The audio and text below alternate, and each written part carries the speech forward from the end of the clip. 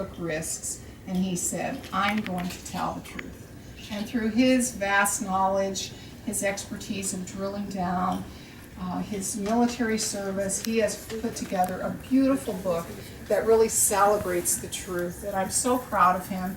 And Charlie, tonight's your night, and thank you for being my friend, much more than a friend. All these years, you've been more than that to me. Oh, gee, you're so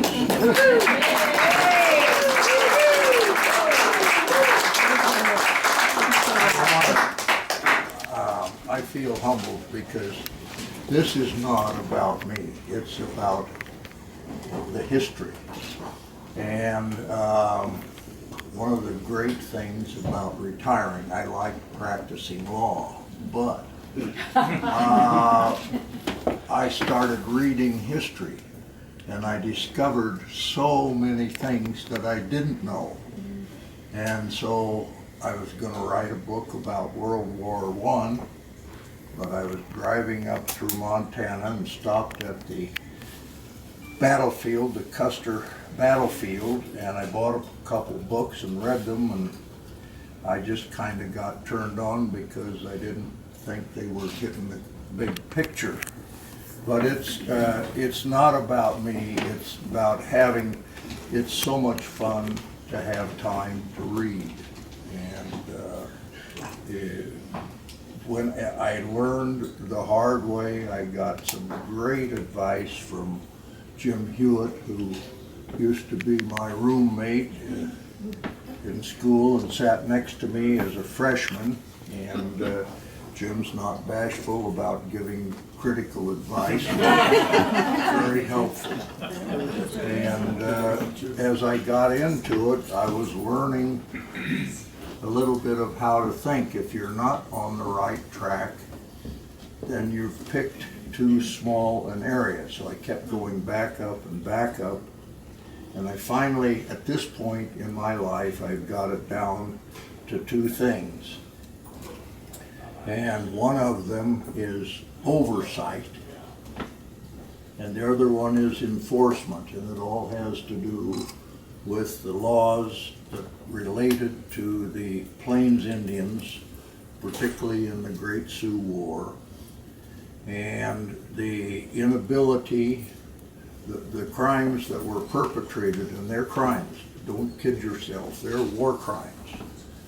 But these crimes that were perpetrated on the Indians, and it wasn't just the ornery warriors who raided, it was women and children who were living in tents in below zero weather with 20 inches of snow on the ground, trying to make a living by eating the buffalo, selling their hides, and picking a few berries and turnips on the prairie.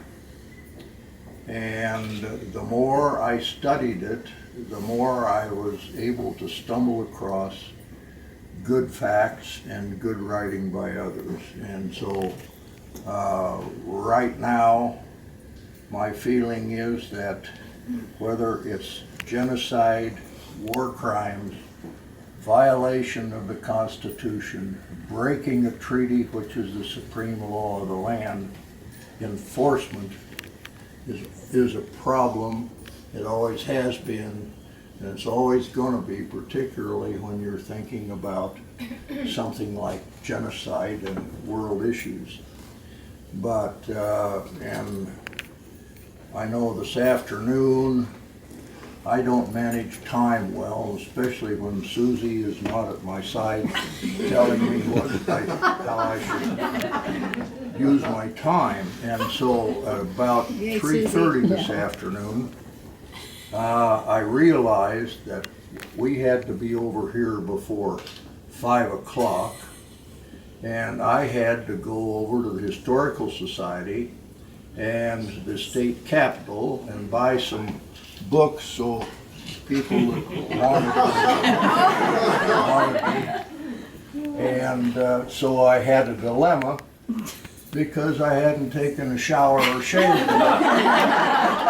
And I fell back on my deductive reasoning and I said, what time in your life has there ever been where people would pay to read something you wrote?